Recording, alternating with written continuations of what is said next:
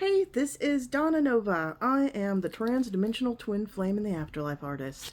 I'm here with session 23 of the Melafon journals. Melafon being the extraterrestrial found at the Virginia, Brazil 1996 extraterrestrial crash. A UFO crashed in Virginia, Brazil. It is the subject of a documentary called Moment of Contact. You can see part 1 for free on YouTube right now, but part 2 is available for purchase on Amazon Prime. I have not seen both of them. I saw the one for free, but I only saw it after I started communicating with this being. My first communication with him, as I've mentioned a few times, but I'll just mention it again in case somebody's new. This started when I was doing a blind remote viewing session. Now, remote viewing is not what most people think.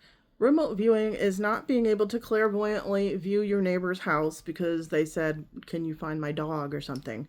Remote viewing is a protocol, and if you're not following a protocol, you're not remote viewing. Using clairvoyance to see something is not remote viewing. Now, you can use clairvoyance in remote viewing. You can use all of your psychic skills in remote viewing. But remote viewing itself is a practice that you must do in a certain way, or else you can't call it remote viewing. So I think most people have the wrong idea what remote viewing is. There's different styles of remote viewing, and the original one that was used by the military to create psychic spies was called controlled remote viewing, or CRV. It has had many iterations since then. And I studied with a teacher named Bertie Jawowski, who is, I consider, the best remote viewer in the world. And she developed her own method after she became very proficient at CRV. She invented transdimensional mapping, or TDM remote viewing.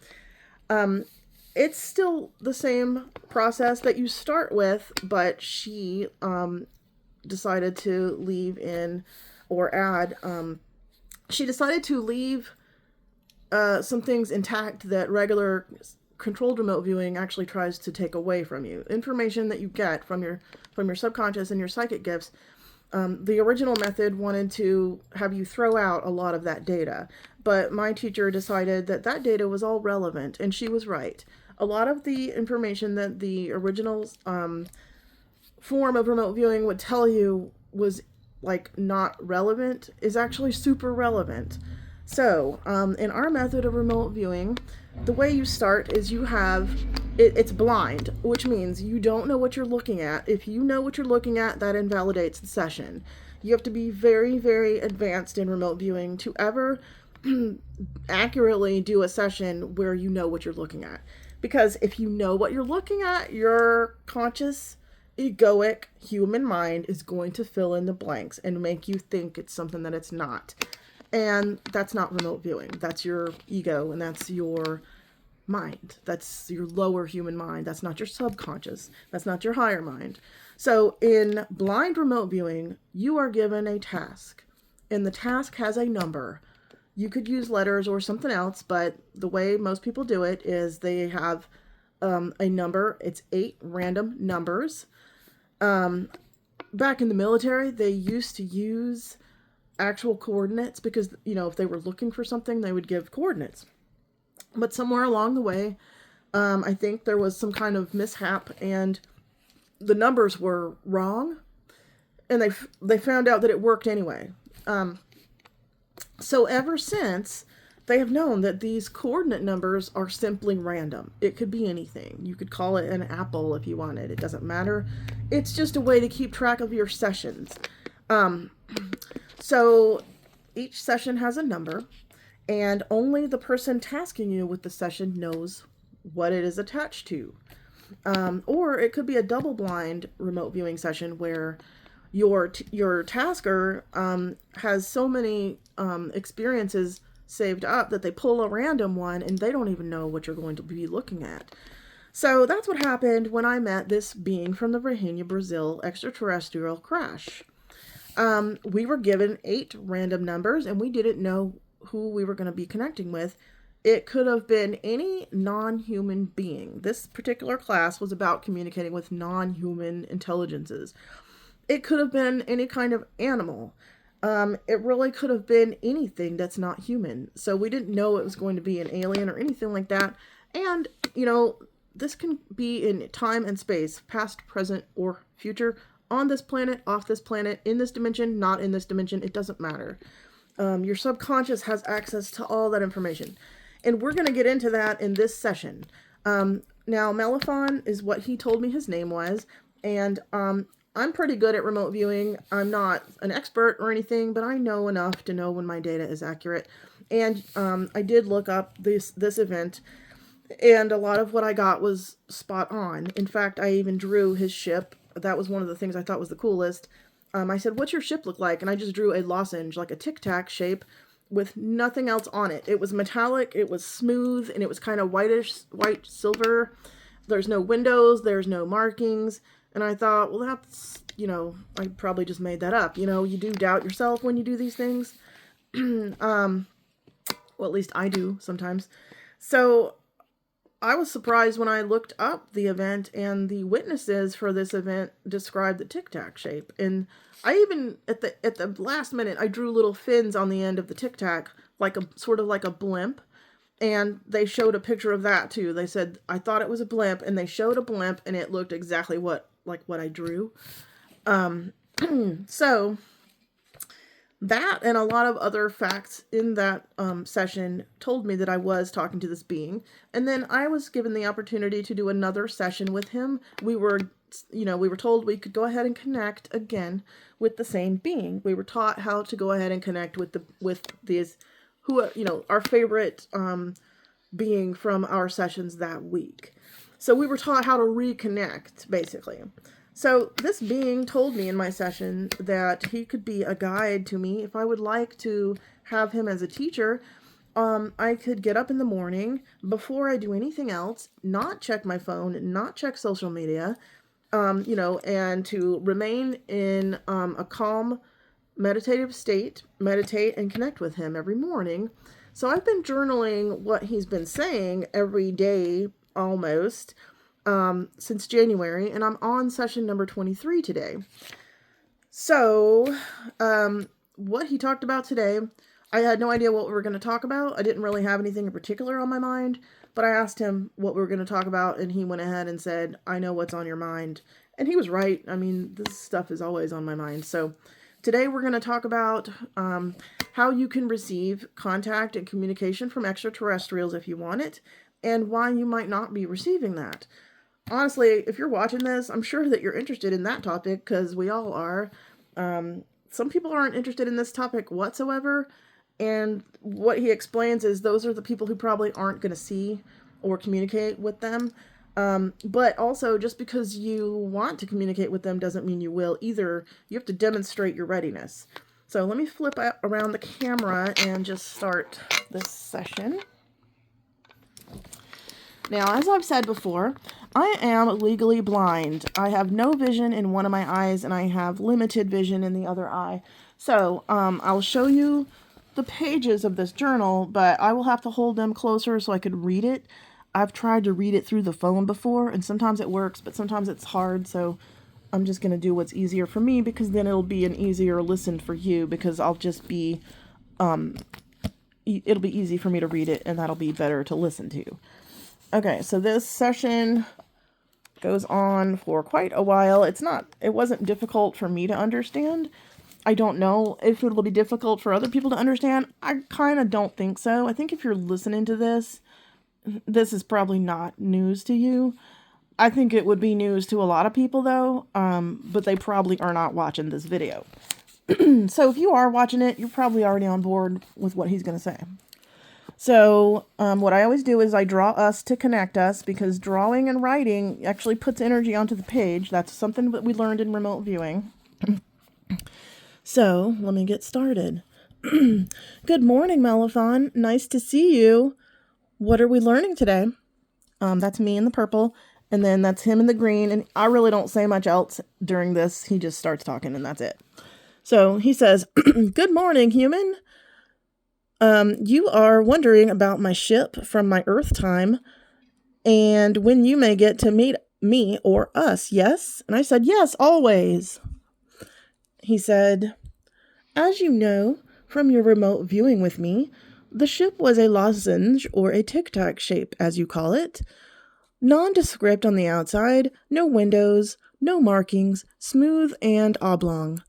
This is what you'd refer to as a scout pod. So, as you can gather, we knew we were on a mission, and this is not a vehicle. Next page. That served for long-term travel. There wasn't much room in there for comforts. We didn't need much, though, for the two of us, and we are smaller than humans. We have a system that is connected to our consciousness and biometrics. We had panels on the sides of all the walls of the pod. They could be touch sensitive or also controlled with our minds or intentions. We know that our minds are not our brains. We know that consciousness is non-local. We intend something and it happens because our energy field is connected to our surroundings. Next page. They really aren't separate. What does it say? They really aren't separate. They are not separate systems. All the information, data that exists, always exists in the biofield. Hence why mediumship, psychic work, healing, remote viewing, and PK and TK work are real. I don't think I finished that sentence. Psychokinesis and telekinesis is PK and TK. So the Akashic records, which, by the way, if you don't know what the Akashic records are, it is said that there's a record of everything that's ever happened, like in the astral, that's accessible if you learn how to access it. Basically, that's where a lot of this information that we're talking about is coming from, because the information is just floating around in the ether. It's just energy. It's encoded energy. It's information encoded into energy, and we are all able to connect to it. So when he talks about the Akashic records, he's talking about the fact that every single thing we ever have done or ever will do, every being in existence, has banked all of their knowledge in the Akashic records simply because they exist. Like everything you do, it's there. So that's what he's talking about. Okay. So he's talking about how his ship is connected to his own consciousness. I mean, it's still a physical ship as well, but it's connected to their consciousness because they know that everything is in the energetic field. Okay. And it does matter because that's the same reason we can do remote healings and channelings like this, and psychic work and mediumship and all that stuff. Okay. So that's just a little background in case you need it. The Akashic records are accessible because of this. The non-local information is always there and always accessible. Same goes for you, meaning humans.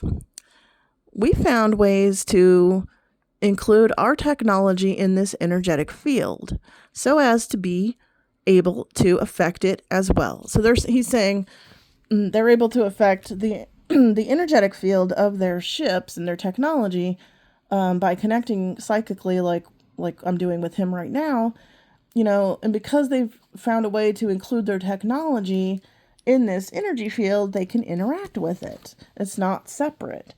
Nothing really ever is separate. Like, I'm not separate from this pillow, you know what I mean?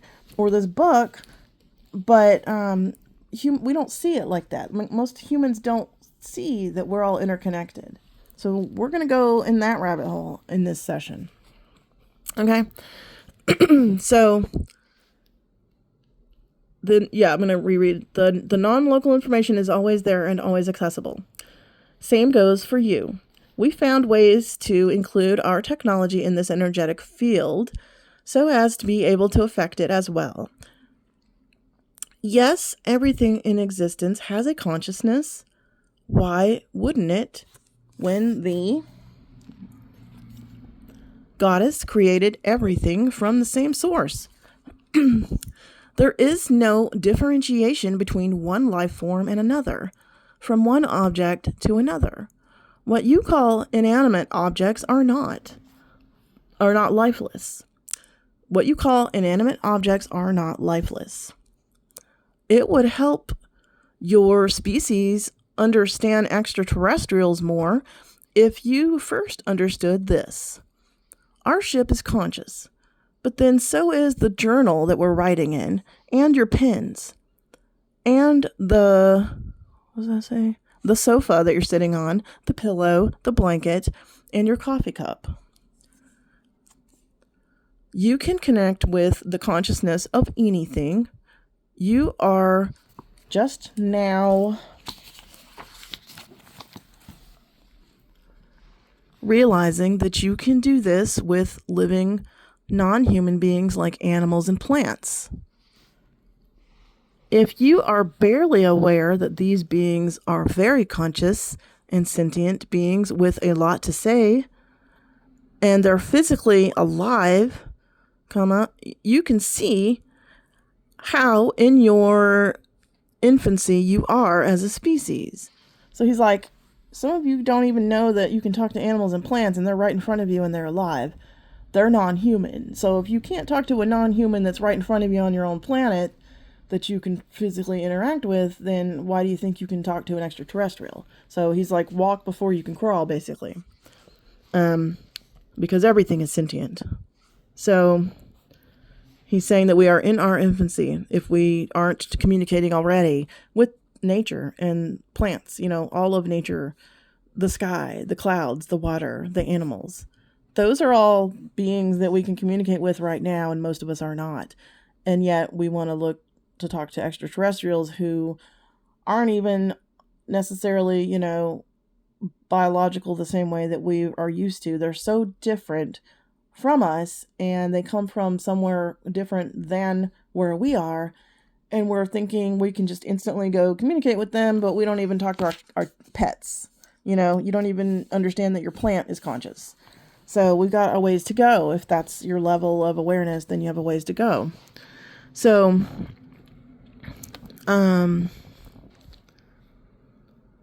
he's saying all these things are physically alive, and you can see how much in your infancy you are as a species.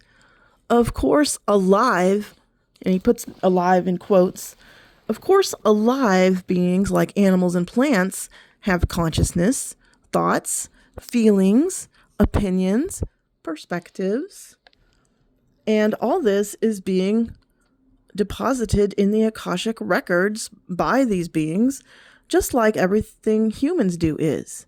But many in your species are still ignorant of the consciousness of plants and even animals. It is baffling, to be sure, as to how you can experience an animal and still not consider its feelings or perspective, simply because it doesn't look like you. Yeah, think about it. You don't even think, some people don't even think animals have souls. And I'm like, are you nuts? This animal has a soul that's probably more awakened than yours, because it knows it's connected to the consciousness of everything, and you don't. So, some people are going around still not thinking animals have opinions and that they're not intelligent or they're not even really conscious, which most people, I hope, are beyond that phase, but there's still people out there who think like that. So he's, bringing up some really good points about us. He said it's baffling for sure, as to how you can experience an animal and still not consider its feelings, not consider its perspective, simply because it doesn't look like you as a human. And just translate that to aliens. Like, you can't even do it with an animal, but you want to do it with an alien. So to take it steps further, now imagine you can connect and communicate with all the plants and trees in your garden, the rocks and the mushrooms, the moss and the grass. Now imagine you can do the same with a bowl, a table, a statue, a coffee cup. Literally choose anything in your life and know that it has a life, has chosen to be here just like you have. We are all made of the same source. Material, and then he writes the word material. Material resembles the word maternal because the Divine Mother, the goddess that you work with, made everything from her divine essence. Nothing is less divine than anything else. No one is less or more divine than anyone else. How can there be hierarchy when we are all literally the same thing? Non-duality is real, meaning we're not separate. Non-duality means there's no duality. Here on Earth, we think of things as light and dark, good and bad, up and down, this and that. That's duality.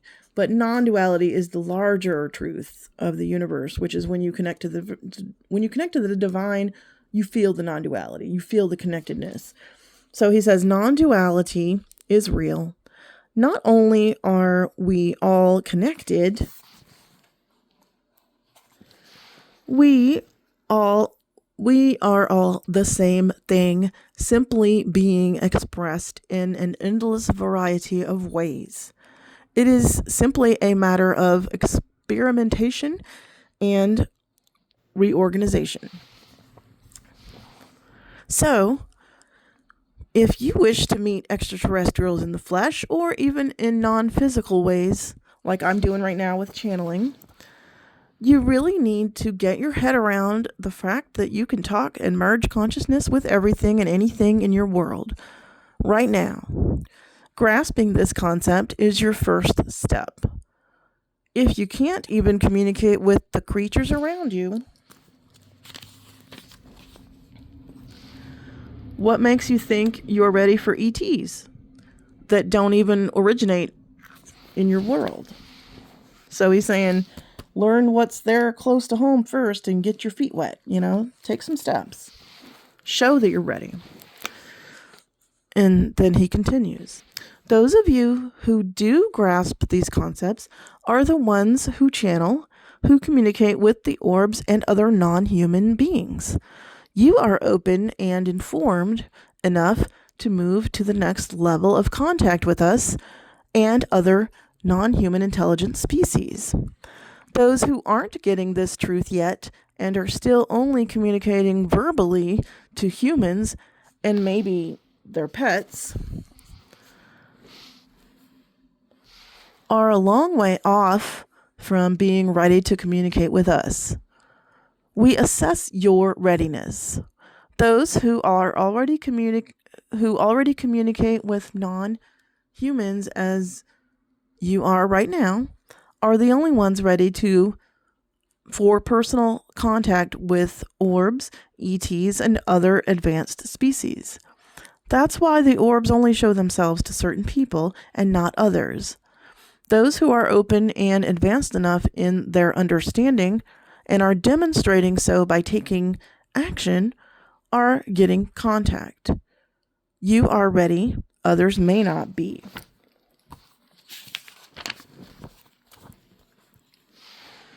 We have no choice but to wait until the person is ready. We are not here to harm anyone or force them to see something they're not ready for. Your level of consciousness and awareness and your interaction with the non-physical and other dimensions is your test score. You get contact when you have passed these tests. There's no way around it. You can wish all day, every day, that you'll meet us, but it will never happen until you demonstrate your level of readiness by engaging in practices that lead to communication, and then engage in using those skills to communicate to those non-human beings already around you on Earth. So he's like, start with your neighborhood. Start with your local neighborhood. What's around you in your house? What animals do you have? Some might live in your house and some might be out in nature. It could be a little worm that you saw. It could be a butterfly. Can you talk to the trees? What about the grass and the rocks? you might want to try some what you call inanimate objects and just see what happens. He's saying that we should start there. So we need to demonstrate our level of readiness, okay? You can't, what does it say? You can't skip steps. We appear to certain people because it is an arrangement in our soul contracts. Often, these are people who will help our cause somehow. Those who are involved in, what does that say? Programs we have with your species. People who will do more research and exploration, like the person who did the, I can't remember his name, but the director of that movie, A Moment of Contact, the movie about this alien from the Brahenia, Brazil crash. The people that he encountered during this event did change contact for everyone because this story got so famous and it was so well documented. He knew what he was doing when he crashed here, he and his friend, because and he's explained that in a couple channelings on this channel that you can check out if you want to. But he's saying sometimes they pick people for contact because they know this person is going to go and research and find out some things and bring them to the collective. So, he knew 30 years later after his crash that we'd be talking about this because there was a documentary made about it that was really well done, and that all the original witnesses were interviewed. And now this led to me being given this task as a blind remote viewing session. And now here I am, giving his messages to people through this channel. They know these things, that's why they choose some of us, because they know that we're going to help. So, if you want to be part of this, be part of the movement, to educate yourself and others about it. That shows you're ready. Okay, so let me find my spot. Those who are involved in programs we have with your species. Because, our species do interact. Our government has known we've got extraterrestrial friends forever, and they've been working with them. So, people who will do more research and exploration, people who need to have their minds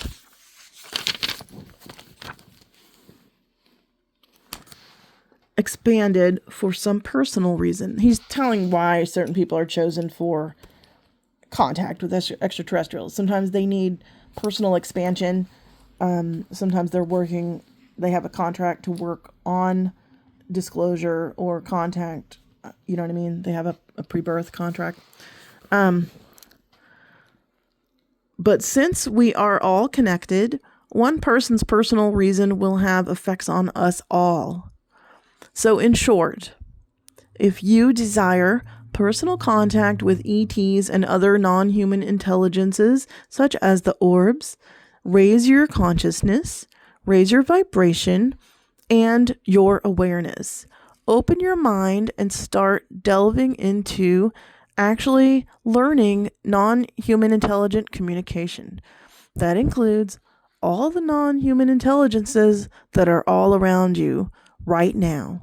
The plants, the animals, and literally everything else. Once you can do that, we can move closer to you. This is all at your pace. You set the pace, not us. You can daydream about us and get no closer, or you can demonstrate your true readiness by taking action and doing something about it. Earth is a physical world, so you must take physical action. Wanting something is not taking action on it. When you're serious about this, you'll take the steps to prove it. There are no shortcuts. You tell us when to come, not the other way around. I think that's it. Yeah. So basically he's saying, if you want contact, act like it. Prove it. by showing that you understand these higher concepts and that everything is conscious. Like if you're not already learning how to communicate with the beings that are on your planet, why do you think you're ready to communicate with beings that are off your planet? You got to crawl before you can walk. And there's no way around this. They know if you're ready. You can't fake it. And sitting around thinking about something without taking any kind of action is passive, and it does not show that you're ready for anything more. And I think this makes so much sense. It's like, of course, we should be learning to talk to the animals. They're right here, and a lot of us have really close relationships with them. I don't talk to my cats like I should. I talk to my twin flame in spirit, Chris, and I talk to other people in spirit, and I talk to my guides, and I talk to God, the goddess, and ETs and the orbs. But I don't know, and I've always been one of those people that kind of naturally talks to inanimate objects. Like if I drop something, I'm sometimes like, oh, I'm sorry. Like if it's a crystal, and because I know crystals are alive, I do also communicate with crystals. I have channeled crystals. Not all of them, but sometimes you pick one up and they just want to talk. And that's pretty interesting. But the thing, and I know they're alive, but they're also a technology. They're very interesting. But I could do the same thing to this ring. This ring is moldavite. It came from a meteor crash, and then, when the meteor hit, it liquefied the ground and it flew back up into the air and turned into glass, which they call a tektite. But this ring and the metal that makes the ring, it has stories to tell too. I could sit here and communicate with everything in my environment all day, every day, if I was that disciplined. I don't do that because I don't really have the energy, but at least I understand these concepts, and I'm already communicating with a lot of these beings. So he's not really talking about me when he says that some of you aren't ready. I may not be ready to see him pop into my room. I've seen him as a green orb. There's a video of that. I was recording one of these journals, and he, like, in the left-hand corner twice, a green orb just appeared. And it was like right after I had met him, and he told me that he was going to show up in some kind of way that I would see here in the physical. Now, he died physically at that crash or soon afterwards. But of course, as you know, if you've been watching this channel, we don't actually die when we transition to the non-physical. It's just the fact that we're moving out of our physical suit and moving into our non-physical life. So anyway, I really liked this session because it made total sense, and it gives you a path for connection. Start communicating with things around you. And if you don't know how to do that, take a class and go find out. I mean, my remote viewing class was a good example of how to do that. Mediumship is one way to communicate. Animal communication is a thing you can learn. You should be meditating, because a lot of this stuff just automatically sort of happens when you're meditating. Once you get to a certain level, you can start to hear the thoughts of other beings. It might start as a spirit guide, but it could be your cat. It could be a cloud in the sky or a tree in your yard. Literally anything. So you got to start by taking some action if you really want extraterrestrial contact for yourself on like a personal, interpersonal level, like I'm having it with him. If you want a real relationship, you have to learn to communicate. It's not a one-way street. They can't do this for you. You have to take the steps to learn to communicate. And if you have an open mind, you won't mind that advice. If you're serious about it, you'll do the work. And I think it just makes total sense. We've got plenty of beings right here at our disposal to communicate with non-verbally, and yet we're mostly not doing that. Only a few people, only a few of us are actually doing that. And it's gonna, that's why we're ready for contact and we're getting it. That's why I have a relationship with the orbs. and this extraterrestrial and other extraterrestrials that are my guides, and everybody in the non-physical world of spirit, and God herself. That's why I have that relationship, because I've done the work and I'm still doing the work. I don't ever stop doing the work. And I don't ever stop learning, and I have an open mind. Okay, thank you for watching. That was a long session, but I thought it was important, and I'm pretty sure relevant to anybody who's watching this, because if you're watching it, you probably want contact with some extraterrestrials. Don't we all? Well, I guess not all of us do. But those of us who don't are less likely to get it. Because what he's saying also is they don't want to scare us. You know what I mean? They really can't interfere until we invite them in. So your invitation is your willingness to dive in and start learning this communication.